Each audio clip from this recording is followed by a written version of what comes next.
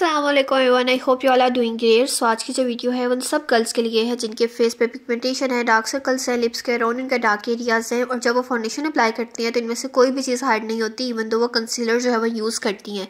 इन सब चीज़ों के लिए आपके फेस पे रेडनेस है, पिंपल्स के बाद जो रेड स्पॉट्स रह जाते हैं वो सब है।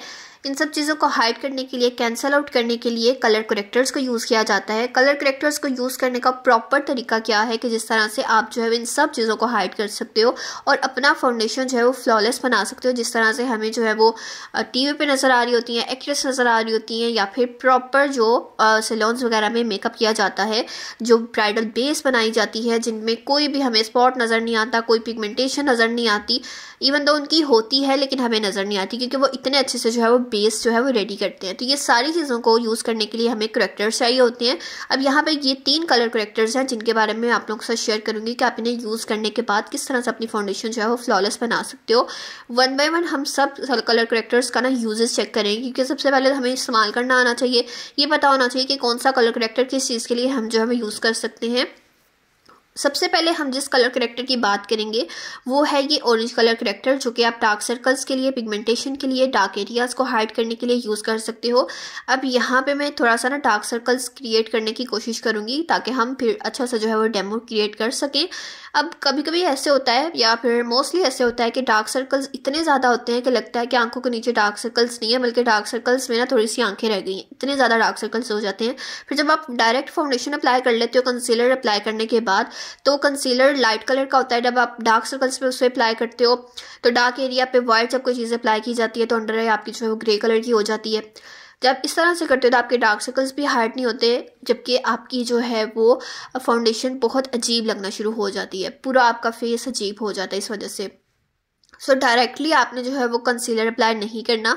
आपने सबसे पहले अपने डार्क सर्कल्स पे, अपनी पिगमेंटेशन पे, अपने डार्क एरियाज पे, लिप्स के अराउंड कुछ लोगों के होते हैं, आपने उन पे जो है वो सबसे पहले कलर करेक्टर यूज़ करना है। अब ये वाला जो कलर करेक्टर है ना, ये ब्रश के साथ आता है, मतलब इस तरह से ट्यूब टाइप जो आगे से होल होता है, प्रोडक्ट निकल रही होती है, वैसा नहीं है, ये एक ब्रश के साथ आता है। तो बिगिनर्स के लिए ये एक बहुत अच्छी चीज़ है कि उनको बड़े ब्रश के साथ या कंसीलर ब्रश के साथ ना सेट करना नहीं आता, कलर कंसीलर जो है वो यूज़ करना नहीं आता। तो ये बहुत स्मॉल सा ब्रश है, आप इजीली अपनी आई पे जो है वो कलर करेक्टर यूज़ कर सकते हो। इसी के साथ आपने अप्लाई करना है। इसको आपने जो है वो ब्लेंड नहीं करना होता, ज़्यादा आपने जो है वैसे लगाना नहीं है, बस आपने नॉर्मली इसे सेट कर लेना है। उसके बाद थोड़ा सा चंद सेकंड्स आपने वेट करना है। उसके बाद आपने जो है वो अपना कंसीलर अप्लाई करना है, जो कि आपका अपना शेड है वो आप अप्लाई कर सकते हो, जिसके साथ आता है ये वाला भी आप यूज़ कर सकते हो। This is the best. ये जब आपने अप्लाई कर लिया उसके बाद अब आपने जो है ना वो अपने कंसीलर को अच्छे से सेट कर लेना है। जिस तरह से हम कंसीलर को नॉर्मल रूटीन में अप्लाई करते हैं, सेम आपने जो है वैसे ही करना है।